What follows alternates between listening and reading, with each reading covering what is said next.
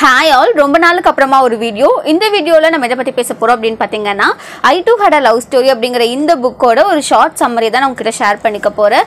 Generally நம்ம ஏதாவது ஒரு லவ் ஸ்டோரி படிக்கும்போதோ இல்லை மூவியாக பார்க்கும்போதோ கடைசியில் அதில் ஹீரோ ஹீரோயின் சேரணும், அதில் ஒரு பாசிட்டிவான எண்டிங்கோட முடியணும் அப்படின்னு சொல்லிட்டு நம்ம ஒரு எக்ஸ்பெக்டேஷனோட அந்த ஒரு புக்கை ரீட் பண்ணிட்டு இருப்போம், இல்லை அந்த ஒரு மூவினா அதை பார்த்துக்கிட்டு இருப்போம். ஆனால் அதை தாண்டி சில படங்கள்லையோ இல்லை சில புக்ஸ்லையோ அந்த எண்டிங் நல்லா இல்லை, அதில் அவங்க சேர்ற மாதிரி இல்லை, அவங்க பிரிஞ்சிடுறாங்க, ஏதோ ஒரு ரீசன்னால அவங்க பிரியற மாதிரி இருக்கு. அப்படிங்கும்போதே நம்மளுக்கு அது ரொம்ப ஒரு ஹார்ட் பிரேக்கிங்கான ஒரு விஷயமா இருக்கும். அது ஒரு கற்பனையான கதை அப்படிங்கும்போது அதை அக்செப்ட் பண்ணிக்கிறதுக்கு ஒரு மாதிரி கஷ்டமா இருக்கும். ஆனால் அதெல்லாம் தாண்டி ஒரு உண்மையான ஒரு கதையில இந்த மாதிரி நடக்கும், ஒருத்தவங்க கடைசியில் சேராம அவங்க பிரிஞ்சிடுறாங்க அப்படிங்கும்போது அதை அக்செப்ட் பண்றது எந்த அளவுக்கு கஷ்டமா இருக்கும் அப்படிங்கிறது தான் இந்த ஒரு புக்ல சொல்லியிருப்பாங்க. இது ஒரு உண்மையான ஒரு ஸ்டோரி தான்.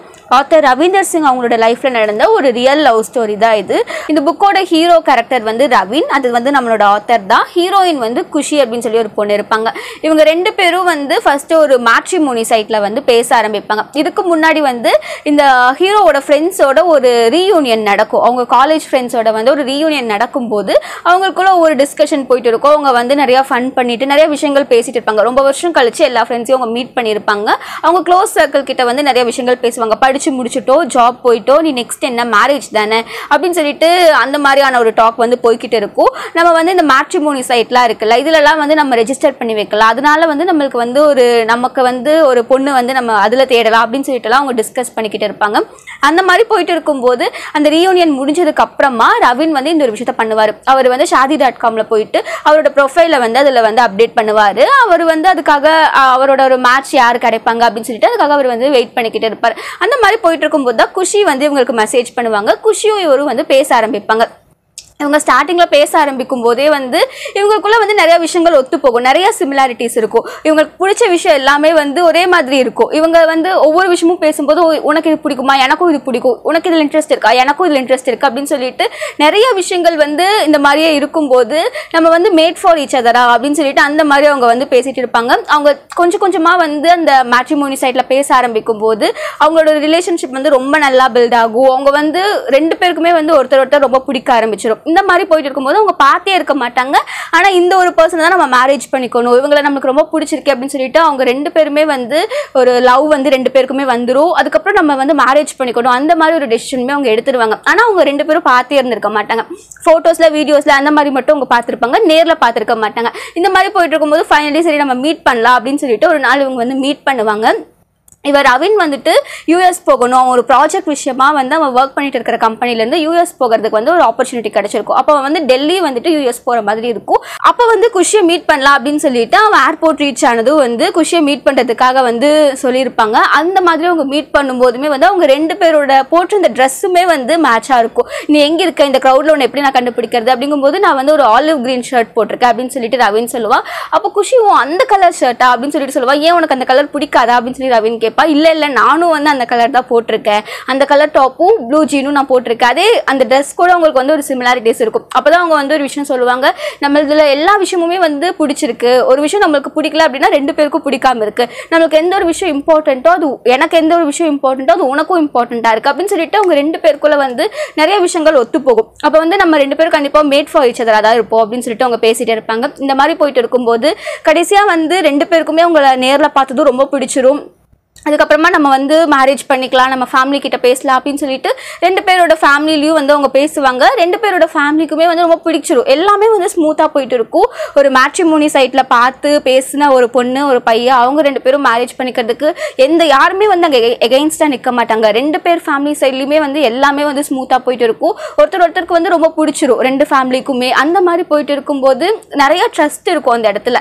அவன் ஃபர்ஸ்ட் டைம் குஷியோட அம்மாவுக்கும் ரவீனை ரொம்ப பிடிச்சிரும். அவன் அந்த பையன் அவன் ஒரு பெர்ஃபெக்டான ஒரு கை. அவன் அவங்க அம்மா அவனை ரொம்ப நம்புவாங்க, இவ்வளோ ஒரு நல்ல பையனா இருக்கு அப்படின்னு சொல்லிட்டு ரொம்ப ட்ரஸ்ட் பண்ணுவாங்க. அந்த மாதிரி போயிட்டு இருக்கும்போது கடைசியில் ரொம்ப ஸ்மூத்தாக போயிட்டு இருக்கும். அவங்க ஒரு Feb 14 அன்னைக்கு என்கேஜ்மெண்ட் பண்ணிக்கலாம் அப்படின்னு சொல்லிட்டு எல்லாம் ஃபிக்ஸ் பண்ணிடுவாங்க. அந்த மாதிரி ஃபிக்ஸ் பண்ணும்போது என்கேஜ்மெண்ட் ஆகிறதுக்கு முன்னாடி ஒரு 2-3 டேஸ் முன்னாடி வந்து எல்லாமே ஸ்மூத்தாக போயிட்டு இருக்கும். 2 பேருக்குமே வந்து மாற்றி மாற்றி சேட்ஸ் கால்ஸ் வந்து அவங்க பண்ணிக்கிட்டே இருப்பாங்க. அந்த மாதிரி அவ்வளோ ஒரு லவ் 2 பேருக்குள்ளேயும் இருக்கும். அவங்க 2 பேருமே வந்து அவங்க தனித்தனியாக இருக்கிறதே வந்து அவங்க நம்ம வந்து எப்போ சேர்ந்துருப்போம், நம்ம வந்து எப்போ நம்மளுக்கு மேரேஜ் ஆகும், அந்த மாதிரியே தான் அவங்களுக்குள்ள டாக்ஸ் வந்து இருந்துக்கிட்டே இருக்கும். அப்படி இருக்கும்போது ஒரு நாள் நைட்டு வந்து அவங்க நிறைய விஷயங்கள் ஷேர் பண்ணிக்கிட்டு அந்த மாதிரி குஷியை வந்து அவள் ஒர்க் பண்ண விடாமல் அவள் டிஸ்டர்ப் பண்ணிட்டே இருப்பா. கால் பண்ணிவிட்டு சேட் பண்ணிவிட்டு அந்த மாதிரியே பண்ணிட்டு இருப்பா. அவள் வந்து நான் என்கேஜ்மெண்ட்டை நான் ஜாலியாக இருக்கணும்ல, என்னோட ஓன் என்கேஜ்மெண்ட்டை நான் என்ஜாய் பண்ணணும்ல, அதனால் என்னோட ஒர்க் எல்லாமே நான் முடிச்சிடுறேன் ஆஃபீஸில், எனக்கு வந்து இப்போ கொஞ்சம் டைம் கூட அப்படின்னு சொல்லிட்டு குஷி கேட்பா.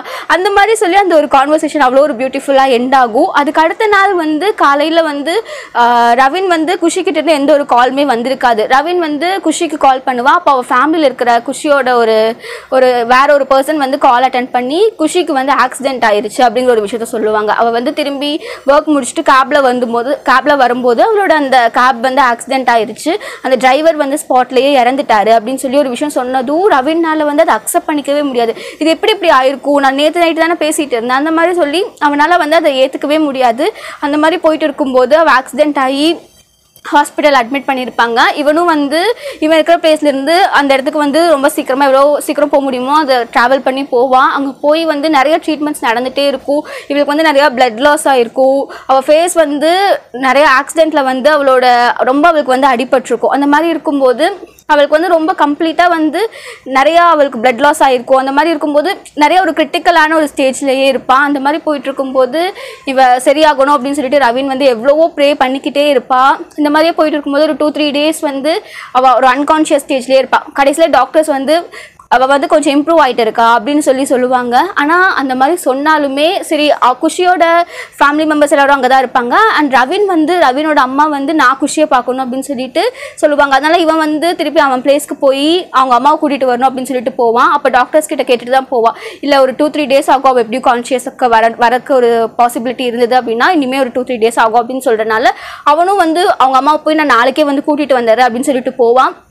ஆனால் அவன் போகும்போதே வந்து அவள் ஒரு பஸ்ஸில் போயிட்டு இருப்பாள். அப்போ வந்து அவனுக்கு ஒரு ட்ரீம் ஒன்று வரும், குஷி வந்து அவன் பக்கத்தில் உட்கார மாதிரி. நீ ஏன் வந்து குஷிக்கு அந்த மாதிரி ஆக்சிடென்ட் ஆனதுன்னு தெரிஞ்சதுமே வந்து ஒழுங்காக சாப்பிட்ருக்க மாட்டா, ஒழுங்காக ஸ்லீப் இருக்காது, எதுவுமே இருக்காது, நீ ஏன் இப்படி இருக்கு அப்படின்னு சொல்லிட்டு குஷி வந்து பக்கத்தில் உட்கார்ற மாதிரி அவனுக்கு ஒரு ட்ரீம் ஒன்று வரும். அப்போ வந்து நானே வந்து ஒவ்வொரு டைமும் உன்னை வந்து நீ சாப்பிட்டையா, நீ என்ன பண்ணிட்டு இருக்கன்னு பார்த்துட்டு இருக்க முடியுமா அப்படின்னு சொல்லிட்டு அவன் வந்து அவங்க 2 பேரும் ஃபுட் வந்து குஷி வந்து இவன் கூட்டி விடுற மாதிரி அப்படிலாம் வந்து அவனுக்கு ஒரு ட்ரீம் வந்துட்டு இருக்கும்.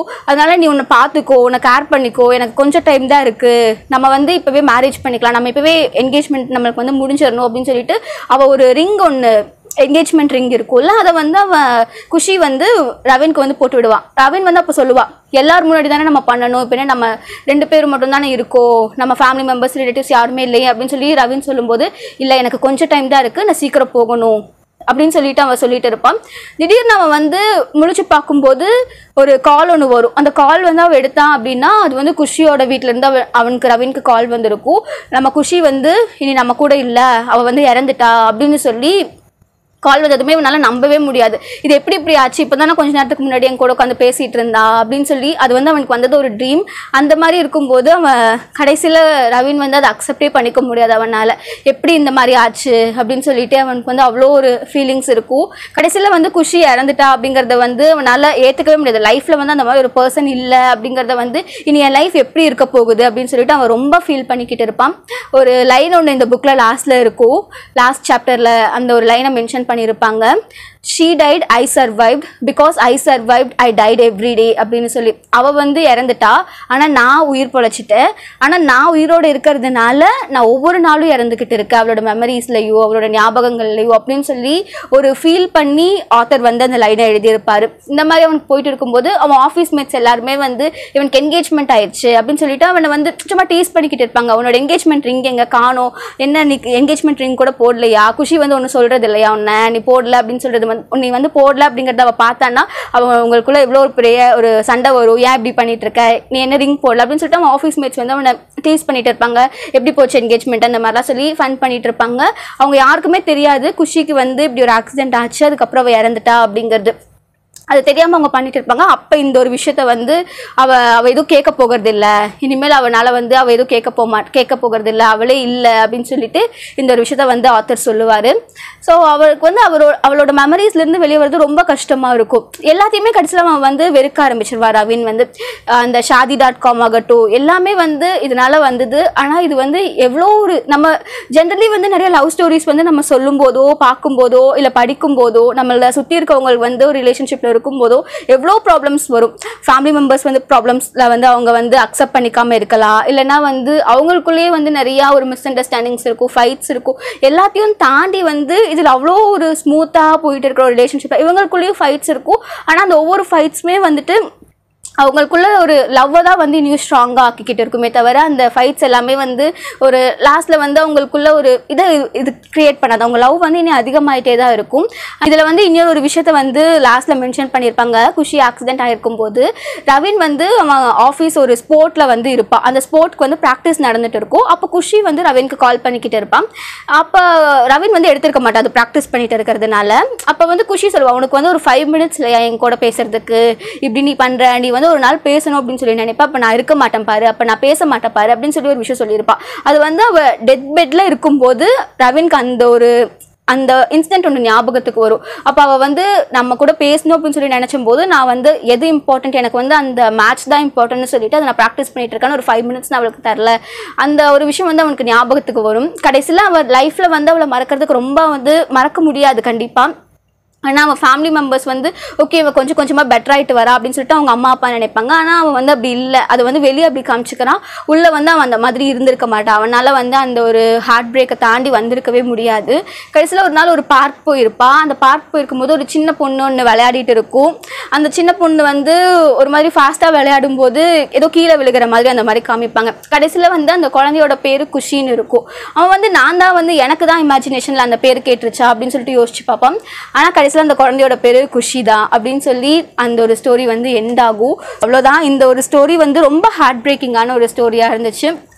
பிகாஸ் இது வந்து ஒரு இமேஜினேஷன் அப்படின்னா கூட நம்ம ஓகே ஒரு கற்பனை கதை தான் அப்படின்னு சொல்லிட்டு ஒரு ஓகே மூவ் ஆன் ஆகி போகிறதுக்கு ஒரு ஓகேவான ஒரு விஷயமா இருக்கும். ஆனால் இது வந்து ஒரு ஆத்தரோட லைஃப்பில் நடந்த ஒரு ரியல் ஸ்டோரி அப்படிங்கும்போது அதை அக்செப்ட் பண்ணிக்கிறது வந்து அவ்வளோ ஒரு ஈஸியான ஒரு திங் கிடையாது. ஸோ இந்த புக் வந்து நீங்கள் ஒரு கஷ்டமான ஸ்டேஜில் லைஃப்பில் இருக்கீங்க அப்படின்னா கண்டிப்பாக இதை வந்து ரீட் பண்ணாதீங்க.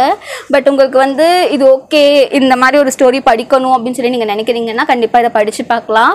அண்ட் உங்களுக்கு இந்த வீடியோ பிடிச்சிருந்தா அப்படின்னா லைக் பண்ணுங்கள். அண்ட் உங்கள் ஃப்ரெண்ட்ஸ் யாருக்காவது புக் ரிலேட்டடான வீடியோஸ்லாம் பார்க்க பிடிக்கும் அப்படின்னா அவங்களுக்கு இந்த வீடியோவை ஷேர் பண்ணி விடுங்க. நீங்கள் இது வரைக்கும் நம்ம சேனலுக்கு சப்ஸ்கிரைப் பண்ணனா மறக்காமல் சப்ஸ்கிரைப் பண்ணிக்கோங்க. இதே மாதிரி வேறு ஒரு வீடியோவில் பார்க்கலாம்.